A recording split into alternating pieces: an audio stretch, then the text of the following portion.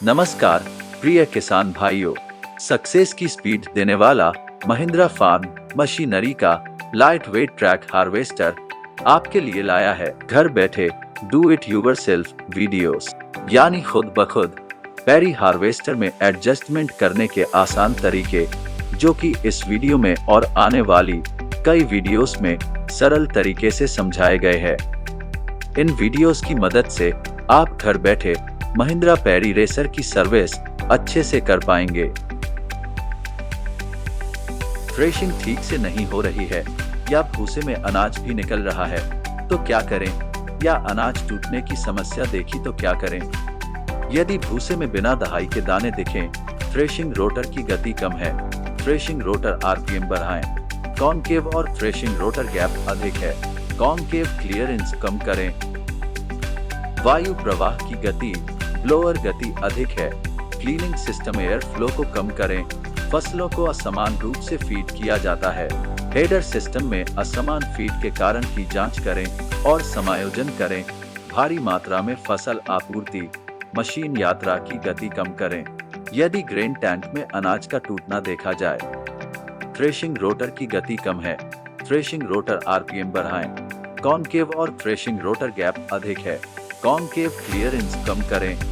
फसलों को असमान रूप से फीड किया जाता है, हेडर सिस्टम में असमान फीड के कारण की जांच करें और समायोजन करें। कम मात्रा में फसल आपूर्ति, मशीन यात्रा की गति अधिक करें।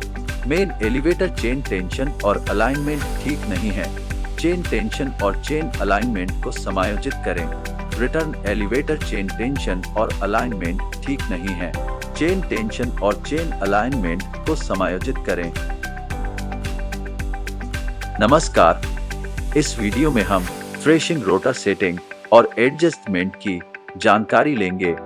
फसल के आधार पर रोटर के घूमने की गति को दो चरणों में बदल सकते हैं, जैसे उच्च गति से कम गति या इसके विपरीत। अगर थ्रेशिंग ठीक से नहीं हो रही है तो थ्रेशिंग रोटर के घूमने की गति को हाई यानी 700 आरपीएम पर सेट करें।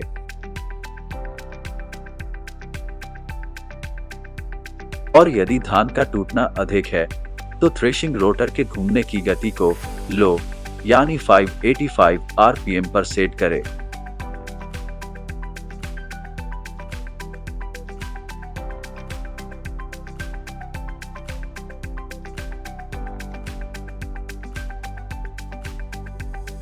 फसल के आधार पर थ्रेशिंग रोटर की स्थिति को ऊपर और नीचे करके रोटर स्पाइक और कॉनकेव नेट के बीच का क्लियरेंस सेट कर सकते हैं।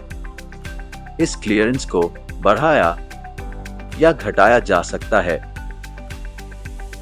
यदि थ्रेशिंग उचित नहीं है तो थ्रेशिंग रोटर और नेट के बीच का क्लियरेंस कम करें, और यदि धान का टूटना अधिक हो तो क्लियरेंस बढ़ाएं। सबसे पहले थ्रेशिंग रोटर के आगे के और पीछे के कवर को खोलें।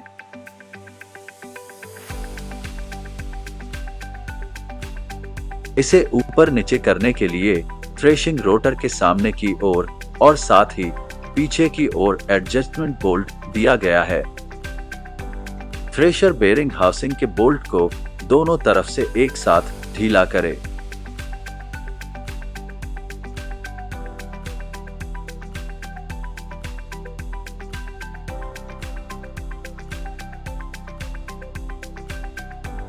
फिर एडजस्टमेंट बोल्ट को एडजस्ट करके थ्रेशिंग यूनिट की स्थिति को ऊपर या नीचे एडजस्ट करें।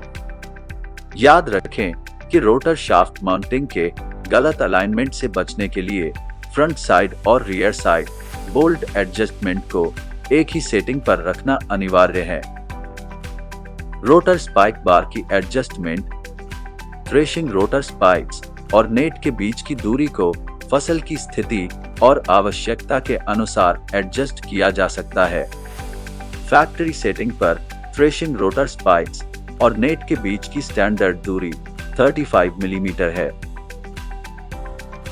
यदि थ्रेशिंग रोटर स्पाइक्स खराब हो जाते हैं तो थ्रेशिंग रोटर स्पाइक्स और नेट के बीच की दूरी या क्लियरेंस को एडजस्ट किया जा सकता है।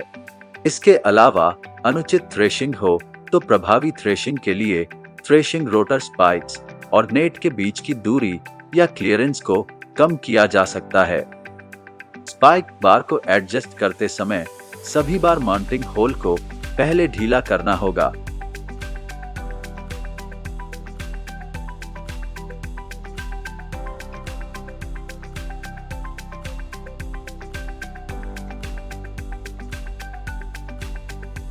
और फिर स्पाइक बार को ऊपर और नीचे रखना होगा और उसके अनुसार स्पाइक और नेट के बीच के क्लियरेंस को एडजस्ट करना होगा।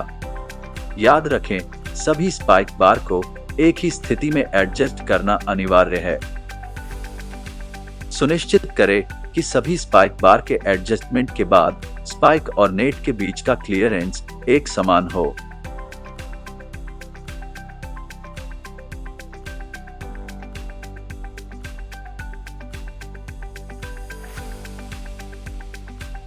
हमें उम्मीद है कि ये जानकारी आपके लिए उपयुक्त रहेगी और अगर आपको मशीन के बारे में अधिक जानकारी प्राप्त करनी हो तो हमारे farm machinery customer care team से संपर्क करें या सर्विस सपोर्ट के लिए हमें नीचे दिए गए कस्टमर केयर नंबर पर कॉल करें या स्क्रीन पर दिए गए QR कोड को स्कैन करें और महिंद्रा साथी ऐप डाउनलोड करें।